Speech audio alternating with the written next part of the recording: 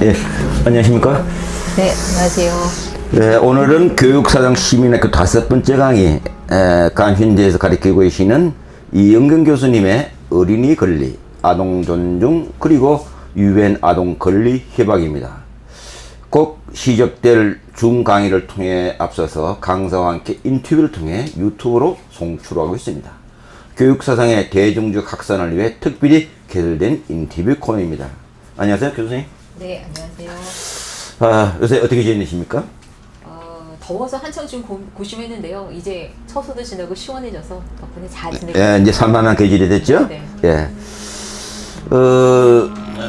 독일에서는 뭐 튜빙겐 대학에서 박사학위를 마셨고, 네. 뭐 또 국내에서는 야누시 코르착으로 공부를 하셨는데, 어떻게 코르착에 빠져들어가 된 어떤 뭐 배경이나 뭐 교수님 뭐 있습니까? 예. 네, 제가 석사 때 지도 교수님이 이제 송순재 교수님이셨어요. 네, 그 저하고 당시 가깝죠. 예. 네, 독일에서 학위를 하고 오신 지 얼마 안 됐을 때였는데 그때 이제 교수님 댁에 저희 학회원들 여럿이 모였었거든요. 근데 이제 모여서 무슨 영상 하나를 보여주시더라고요. 근데 그게 이제 지금 생각하니까 코르착에 관련된 영화였어요. 그래서 자막도 없고 그래서 이제 뭐 무슨 내용인지 잘 모르지만 교수님이 이제 사전에 뭐 이러이러한 사람이다 설명을 좀 해주셔서 그게 이제 굉장히 인상적으로 남았었고요. 그리고 이제 그 이후에 수업 때 송 교수님이 이제 뭐 세미나도 열고 하시면서 그게 좀 계기가 됐어요. 그래서 이제 코르착에 대해서 석사 논문을 쓰게 됐고 그게 아마 공식적으로는 우리나라에서 처음으로 나온 석사 논문이기도 했어요. 아, 그래서 그렇군요. 당시에 이제 번역된 책이 없어가지고 그 원서를 보느라 조금 고생하면서 봤던 기억이 있습니다. 아, 대화와 실천. 송순재 교수님 일거는 모임이 있었죠? 감신대에서. 예. 반갑습니다. 송순재 교수님도 티빙겐 대학 나왔는데 그분의 후배들이 티빙겐에 많이 가 계시네요. 네, 뭐 그 덕분에 제가 가기도 했어요. 예, 상당히 교육 철학이나 신학으로 유명한 대학이죠, 티빙겐이.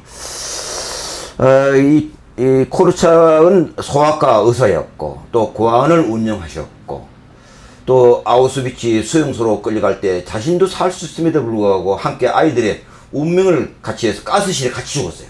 네, 맞아요. 네. 그래서 이 폴란드의 페스탈루지로도 불리워지는데요. 코르착의 삶과 생애를 간략하게 소개 좀 해주시기 바랍니다. 네, 뭐 한마디로 말하기는 좀 어렵긴 하지만 유태계 폴란드인으로 태어나서 소아과 의사이면서 교사이면서 또 문필가로 활동을 했었고요. 말씀하신 것처럼 이제 아이들과 함께 생과사를 함께 했던 인물이기도 합니다. 특별히 이제 2차 세계대전 당시에 유대인 말살 정책에 의해서 이제 모든 유대인들이 그 당시에 다 몰살을 당했었는데요.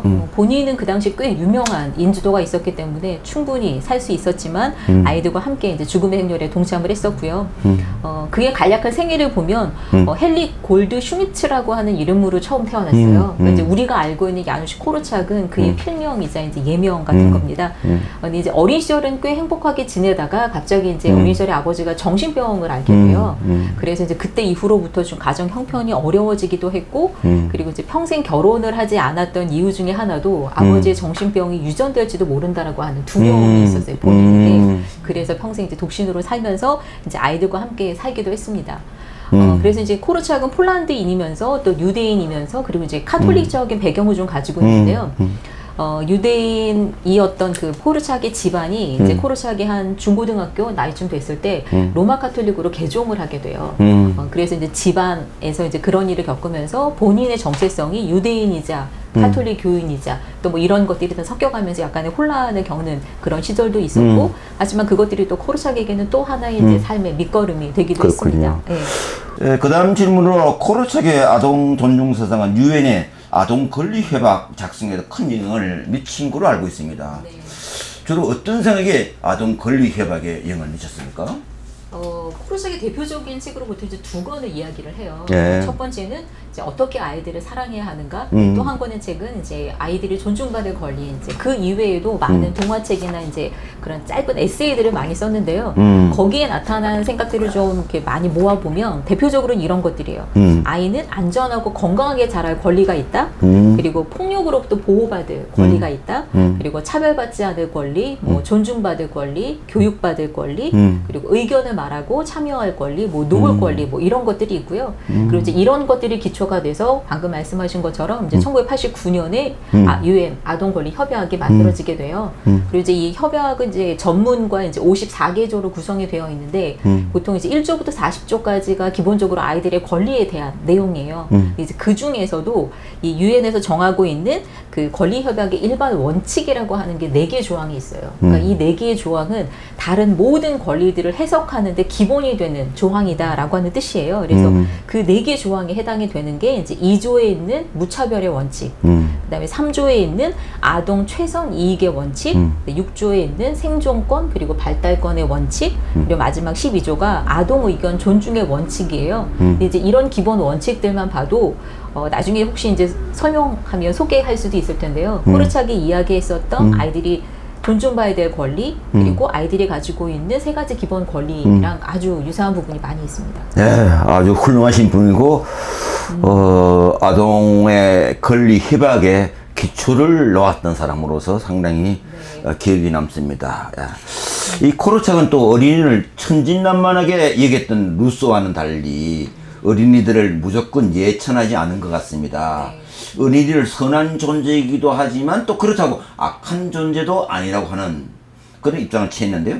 존 듀이도 그런 성악설도 아니고 성선설도 아닌 그런 입장을 취했는데 여튼 이 코르착은 어린이에 대한 새로운 인식으로서 코르착의 아동관은 무엇이라고 볼 수 있습니까?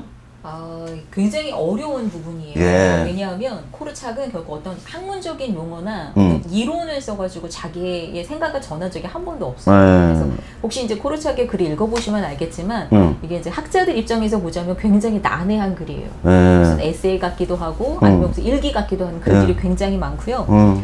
그랬기 때문에 코르착이 생각했을 때 어린이는 이렇게 표현을 해요. 단지 부분적으로만 해독할 수 있는 아주 작은 상형 문자가 빽빽히 적혀있는 양피지 사본이다. 네, 그래서 헤아리기 어렵고 대신 굉장히 많은 비밀을 간직한 존재다. 그래서 코르착은 평생 동안 그래서 이런 아이들에 대해서 어떤 특정한 정의나 혹은 아이들은 이러이러하다라는 말을 하지 않았기 때문에 끊임없이 관찰하고 또 어린이란 누구일까라고 이제 끊임없이 묻기도 했습니다. 그래서 학문적으로 아이들에게 우리가 다가갈 수는 있다. 하지만 이해할 수는 없는 자기들만의 삶의 비밀을 가지고 있는 존재가 바로 어린이들이다라고 생각을 했어요. 그래서 이제 이런 생각들이 모여서 이제 코르착이 자신의 책 안에 그 의견들이 고스란히 녹아 있다고 할 수 있습니다. 그렇군요. 네. 야, 참 어린이를 이해한다는 거는 나이가 들어가면서 제가 7학년 되니까 이제 좀 아이들이 보이기 시작한다니까 역시 아이들이라는 건 참 불가하기도 하고 참 이해하기도 어려운 존재라서 참 또 우리 자신들도 늙어가기 때문에 그 시기 또 잃어버리기도 하고 망각하기도 하기 때문에 코르착의 이 감수성은 참 대단한 것 같습니다. 교수님 글을 읽어보니까요 어린이에 대한 사랑과 돌봄에서도 페스탈루치보다도 코르착이 앞서 있다는 연구 자료도 소개하고 있는 거 보고 좀 놀라웠는데요. 코르착은 유럽의 어린이 중심 교육 사상 면모도 보이고 또 유럽의 교육학 사조도 풍면 시대에 살면서 또 그들의 계보 속에 있기를 희망하기도 했지만 또 그들과는 또 다른 독특한 교육 활동을 펼친 인물이라고 본인을 소개하고 있는 걸 봤는데요. 코르착의 교육 사상을 존중의 교육학이라고도 부르기도 하는데 코르착의 교육 사상을 좀 더 자세하게 설명해 주시기 바랍니다. 뭐 한마디로 설명하기는 좀 어렵지만요. 코르착의 이제 주요 저서들이 우리나라에도 뭐 전부는 아니지만 몇 권 좀 소개가 되어 있어요. 이제 그 책들을 좀 살펴보면 코르착의 관심사를 좀 알 수 있습니다. 하지만 가장 큰 관심사는 당연히 어린이들이 이제 존중받을 권리에 대한 부분이었고요. 코르착은 이제 평생 동안 아이들에게 이 권리를 실현해주기 위해서 굉장히 애를 썼고 그러면서 어른들이 아이들을 보잘것없는 무상계급처럼 여긴다라고 하면서 어른들을 굉장히 많이 비난하기도 했습니다. 왜냐하면 이제 어른들이 봤을 때 아이들은 굉장히 사소한 가치밖에 가지고 있지 않아서 아이들한테 묻지도 않고 저도 가끔 이제 그런 실수를 하는데 이렇게 어른들이 무릎에 앉힌다는 거죠. 그러면 이제 그 부자연스러움과 그 불편함은 고스란히 이제 아이들 몫이다. 근데 어른들은 그런 것들을 전혀 고려하지 않는다라고 지적을 굉장히 많이 했고요. 하지만 아이들의 삶도 어른들의 삶과 마찬가지로 굉장히 가치가 있고 결코 사소하지 않다. 왜냐하면 어린이들도 자기 나름대로는 저마다 자기들의 일 속에서 바쁘고 힘들고 그리고 어른들처럼 걱정도 하고 또 위기도 가지고 있다. 그러면서 어른들과 다른 점이 있다면 오직 한 가지뿐이다. 그건 바로 아이들이 어른과 비교했을 때 경험한 것이 적다. 그러므로 어른들은 어린이들이 많이 경험할 수 있도록 해주어야 한다라는 이야기를 굉장히 많이 했었고요. 그런 이제 이야기들과 코르차크의 사상은 아이들이 가지고 있는 가장 기본적인 세 가지 권리에 가장 잘 드러나 있습니다. 그래서 이제 그 권리는 보통 이제 아시는 대로 첫 번째는 자기 죽음에 대한 권리고요. 두 번째는 이제 오늘 하루에 대한 권리, 그리고 세 번째는 자기 있는 모습 그대로 있을 수 있는 권리라고 할 수 있는데요. 이 권리를 통해서 코르차크가 이야기하고 싶었던 건 아이가 자기 본성대로 그냥 살도록 우리 어른들은 내버려 두어야 한다. 그리고 그것이 바로 교사의 과제고 아이들에 대해서 너무 지나치게 과보호 혹은 뭐 아이들에 대한 지나친 돌봄 이것은 아이들을 그냥 이렇게 태만하게 방치하는 것만큼이나 안 좋은 것이다. 그러므로 아이들에게 그 미래를 위한다는 염려로 오늘을 살게 하지 않는 것이 우리의 가장 큰 잘못이고 아이들에게 해롭다라는 얘기를 많이 했었습니다. 뭐 그렇다 하더라도 코르차크는 아이들의 욕망이나 욕구를 그냥 이끌려가서 그냥 수동적으로 끌려가서 아들 하자는 대로 방치하는 그건 또 아니기 때문에 그런 건 아니었죠. 코르차크의 이 교육자적인 어른으로서의 지도력, 교육적인 안내는 필요하다고 본 것이죠? 그럼요. 네. 제가 이 자리에서 다 설명은 못 드리지만 코르차크의 고아원 안에는 의회가 있었어요. 어린이 의회. 의회가 있었고 또 그 의회 안에는 어린이 법정이 있었습니다. 네. 그리고 심지어는 코르차크도 그 법정에 한 반년 동안에 5번 정도 고발을 당해요. 예. 고발당한 이유 중에 하나는 아이를 때렸기 때문에 그런 게 있습니다. 아, 때리게 실제로. 됐군요. 네, 그러니까 예. 본인도 욱하는 마음에 이런 그쵸. 시를 했어요. 근데 예. 그렇게 했을 때 본인도 고소를 당해서 네. 어린이 법정에 서기도 했고 네. 또 거기에서 판결을 받기도 하고 그랬어요. 예. 그래서 그런 것들을 보면 코르차크도 굉장히 많이 부단히 노력을 했지만 어쩔 수 없이 이제 가지고 있는 한계들도 당연히 있었고요. 하지만 그럼에도 불구하고 끊임없이 아이들과 소통하기 위해서 그리고 이제 아이들의 의견을 존중하기 위해서 굉장히 많이 노력을 했고요. 그런 것들이 또 하나 이제 그 유엔 아동 권리 협약에 남아 있는 게 아이들은 적절한 사법적인 보호를 받을 권리가 있다라고 하는 것들이 또 이제 그런 게 그대로 남아 있기도 합니다. 야, 그렇군요. 네. 아, 코르차크는 그렇다고 한다면 자신에 대한 내면적 성찰이 깊었던 것 같다. 그런 생각이 들네요. 네. 예. 이 코르차크는 어린이의 권리를 강조하면서 첫째, 오늘에 대한 아이들의 권리, 둘째, 아이들이 원래의 모습대로 있을 수 있는 권리, 셋째, 앞부분에도 말씀하셨지만 아이들이 죽을 수 있는 권리를 강조했습니다. 여기서 마지막에 세 번째, 아이들이 죽을 수 있는 권리 주장은 우리에게 좀 익숙하지 않기도 하고요. 아마 반어법적 표현일 것 같기도 한데 무슨 의미를 담고 있죠? 반어법적인 것도 있고요.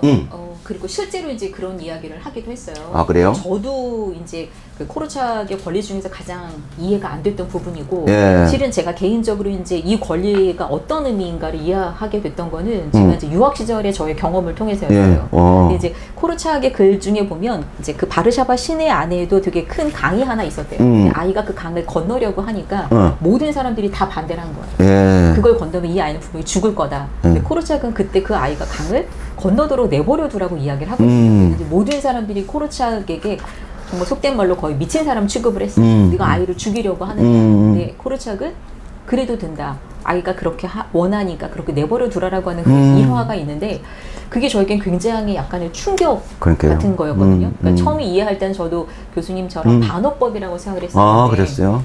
그러다가 이제 제가 독일에서 어떤 경험이 있었냐면요. 제가 처음으로 수영을 배웠었어요.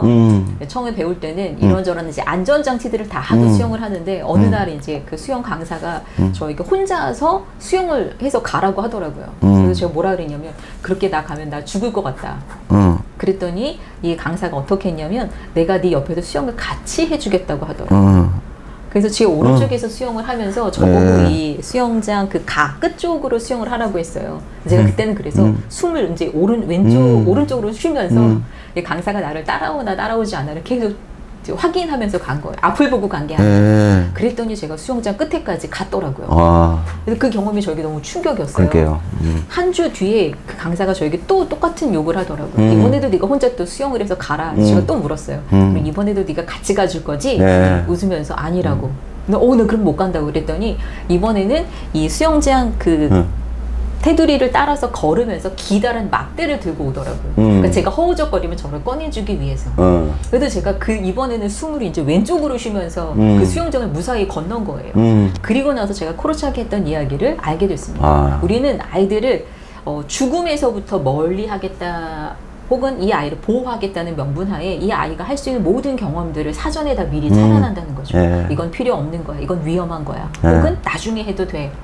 혹은 쓸데없는 거야 라고 하면서 아이가 경험할 수 있는 그런 권리나 혹은 그런 기회조차도 제공하지 않고, 그리고 교사인 나는 꼼짝도 하지 않으면서 무조건 못하게만 한다는 거죠. 그래서 그 이후에 이제 이 권리가 코르차기 말하고 싶었던 이 권리의 의미를 제가 한번 깨닫고 난 다음부터는 아이들에게 무조건 못하게 하기보다는 귀찮더라도 제가 같이 하는 쪽으로 바뀌게 됐어요. 그래서 아마 코르차도 그 아이가 그 바르샤바 안에 있는 강을 건넜을 때 절대 혼자 가게 내버려 두지 않았을 거다라는 생각을 하게 되더라고요. 그래서 아마 이 권리를 통해서 코르차기 말하고 싶었던 것도 아이들에게 그런 기회, 자신이 어렵거나 혹은 이것 때문에 위험해질 수 있을지라도 이것을 할 수 있는 기회를 제공해야 된다라는 이야기를 하고 싶었던 게 아닐까라는 생각이 들었습니다. 예, 보통 고공공포증 별거 아닌데 지뢰급을 먹고 하는 것인데, 코르차기라는 말은 위험할 수 있는 권리, 위험에 감수할 수 있는 권리. 그렇죠. 위험을 감수한다는 건 세상이 다 위험한 건데, 그렇게 하면서 위험지들 안 가게 되면 그러면 위험에 모험을 못하고 세상을 헤쳐나가지 못하기 때문에 어떤 면에서는 죽음이라고 하는 게 가장 극단적인 거지만 죽음의 유수한 위험들을 감수할 수 있는 교육이 중요한데, 우리 엄마들은 위험하지 않는 것만 가니까 어떤 면에서는 참 모범생만 길러내지 않겠는가 하는 측면에서 코르차는 그런 의미가 있지 않겠는가 그런 생각을 했었어요. 네, 맞습니다. 실은 이제 제가 그 핀란드 유치원을 탐방 갔었던 글을 읽은 적이 있어요. 근데 그 글 속에 보면 한국에서 따라갔던 그 교사들과 학부형들이 가장 충격을 받은 장면이 있는데, 그게 뭐였냐면 유치원 아이들이 그날 가져온 간식이 과일이었어요. 그 과일 바구니를 실제 과도를 들고 아이들이 이렇게 하나씩 깎는 거였어요. 근데 그 순번이 정해져 있대요. 매일매일. 아이들은 매일같이 그걸 기다린다는 거예요. 언제 내 차례가 오나. 이제 그 부모들이 갔던 날 어떤 아이가 과일을 깎다가 손을 베었대요. 그래서 우리 한국 부모들 같으면 이제 난리가 났죠. 그렇죠. 네, 근데 이제 그 아이는 울지도 않고 선생님에게 가서 이렇게 손가락을 내미니까 여기 이제 밴드를 붙여주고 그렇죠. 아이는 돌아와서 다시 과일을 깎더래요. 그래서 이제 그 시간이 다 끝나고 한국 부모들이 이제 그 핀란드 유치원 교사들에게 물어본 거예요. 이 위험한 걸 아이들에게 왜 알려주느냐. 그랬더니 칼은 우리에게 너무나 유용한 것이고 그리고 이것을 숙달하는 것은 굉장히 중요하다. 그래서 어렸을 때부터 조심히 다루는 걸 가르쳐야 한다. 그래서 유치원에서는 하루에 한 번씩 아이들이 이 과일을 자르는 걸 시킨다는 거였어요. 근데 이제 그게 바로 이 코르차기 말하고 있었던 아이가 죽을 수 있는 권리 혹은 위험한 일에 한 번쯤 시도해 볼 수 있는 권리가 아닌가라는 생각이 들었습니다. 상담 심리학이나 카운슬링 할 때 보면은 위험을 감수하기 프로그램이 있어요. 그것도 하나의 연상이 되지 않겠는가 생각해요. 마지막 질문으로 이제 이어지겠는데요. 코르차기는 아이들의 삶을 메모하고 기록하고 고발하였습니다. 이들 모두 아이들의 일상생활과 일상적인 것이었는데요. 코르차기는 항상 자신이 직접 실험해보고 그것을 자신의 이론으로 삼았습니다. 이런 태도를 아마 소아과 의사로서 아이들의 삶을 진단하고 처방하는 직업과도 연관이 있었나 그런 생각도 해봅니다. 어린이 진단학이라고도 불리지기도 하고 또 코르차기를 어린이 진단학자라고도 명명하고 있는 것을 우리 선생님 글을 통해서 한번 봤는데 좀 더 부연 설명해 주시죠. 네, 아까 잠깐 소개해드린 것처럼 코르차기에서 어린이는 늘 낯선 자였어요. 이해할 수 없고 늘 비밀 같은 아이들. 그러니까 이 아이들은 우리가 충분히 다가가서 그 이해 과정을 통해서만 이 아이들을 조금씩 알아갈 수 있다. 그래서 우리가 많이 관찰하고 또 그 관찰한 것을 가지고 내가 성찰하는 게 필요하다라고 생각을 했어요. 그래서 특히 이제 젊은 엄마들이나 교사들에게는 자신의 아이들을 밤낮 없이 관찰해라라는 이제 주문을 하기도 했습니다. 그래서 코르차기 고아원에도 그 당시 바르샤바 교육대학에서 이제 교사가 되고자 하는 학생들이 실습을 오기도 했는데 이 학생들에게 내준 첫 번째 과제는 뭐였냐면 우리식으로 표현하면 이제 관찰 일기였어요. 아무것도 관여하지 말고 아이들의 모습을 있는 그대로 관찰해라. 그리고 나서 네가 뭘 보았는지를 그다음부터 이야기를 나누는 거였는데요. 이렇게 이제 코르착은 아이들에 대해서 첫 번째는 끊임없는 관찰이 가장 중요하다라고 생각했습니다. 이제 이것을 실제로 이제 본인이 했던 연구도 있어요. 한 달 동안 잠자는 남자 아이를 관찰을 했대요. 그 목적은 뭐였냐면 이 아이의 자위 행위에 대한 거였어요. 한 달 동안 그걸 관찰을 하고 그것을 이제 실제로 그 당시 그 지역에 이제 논문에다 발표도 했었는데요. 이걸 한 이유는 뭐냐면 이 주제를 탈도덕화시키고 그리고 객관적이고 공개적으로 이걸 다루게 하기 위해서였다고 해요. 왜 그랬냐면 어른들이나 교사들이 늘 점점점 충고자 혹은 뭐 위로자 이렇게 드러나는 게 아니라 재판관으로 드러나서 자꾸 판단하려고 하니까 이제 코르착이 그런 것들을 고발하고 또 비판하기 위해서였기 때문이기도 합니다. 그래서 이 사람은 또 이제 아까 말씀하신 것처럼 의사이기 때문에 이런 게 또 가능하기도 했어요. 의학은 아주 작은 현상이라도 수년간 연구해서 어떤 결과를 내는데 교육학은 너무나 성급하고 또는 너무나 조급하게 최종적인 판단을 내려버리는 거 아니냐라고 하면서 우리는 그보다 더 까다롭게 관찰하고 지속적으로 문제를 진단해야 된다라고 했습니다. 그런 의미에서 이제 코르착은 교육학 안에서도 이런 의미의 진단학이 끊임없이 발전해야 된다고 생각했고 본인 스스로가 이제 의사로서의 경험을 살려서 아이들을 관찰하고 또 기록하고 도표를 만들고 해서 사후에 보니까 무려 한 34개의 그런 기록 상자를 남겼다고 하는 자료도 남아 있습니다. 아유, 고맙습니다. 이제 마지막 뭐 또 말씀 계시면 한 말씀. 네, 코르착이 어린이들의 권리 혹은 어린이가 존중받아야 된다라는 이야기를 한 지 벌써 100여 년이 지났어요. 근데 오늘날 우리나라 아이들의 모습을 보면 크게 달라지지 않은 것 같습니다. 최근에 인기리에 방영됐던 드라마가 있어요. 다 아실 거예요. 네, 이상한 변호사 우영우. 예. 보면서 딱 그 한 에피소드를 보면서 저는 코르착이 떠올랐습니다. 네.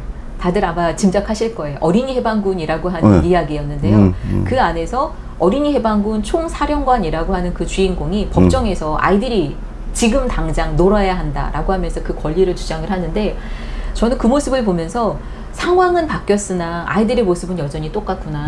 우리는 아이들이 오늘을 살게 하지 않고 미래를 위한다는 이름으로 오늘 우리가 아이들을 충분히 놀게 하지 못하는구나 라는 생각을 했습니다. 그래서 코르착의 이야기를 다시 한번 돌아보면서 다시 한번 이것들을 좀 되살려보고 또 아이들의 권리를 되돌려줄 수 있는 그런 시간이 되었으면 좋겠습니다. 예, 오늘 저는 또 오랜만에 처음으로 이은경 교수님 뵙고 같이 함께 어린이 해방군으로 동지가 됐으면 좋겠다는 느낌으로 다가왔습니다.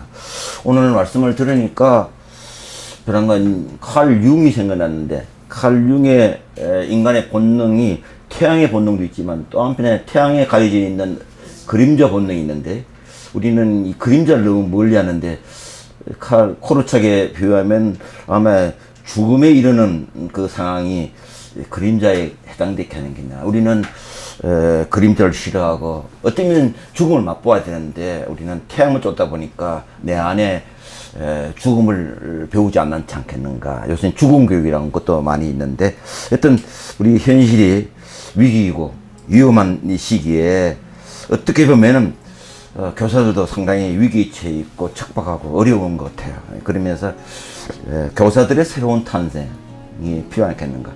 교사의 새로운 탄생, 엄마의 새로운 탄생, 그것은 곧 자녀의 새로운 탄생, 아이들의 새로운 탄생 아니겠는가 생각하면서 역설적이지만 코르착의 그 어려운 척박한 그 현실을 보면서 저는 조금 더 따뜻한 데 있지 않는가 하는 생각이 들으면서 위로를 받습니다. 오늘 강의 감사합니다. 네, 고맙습니다. 네.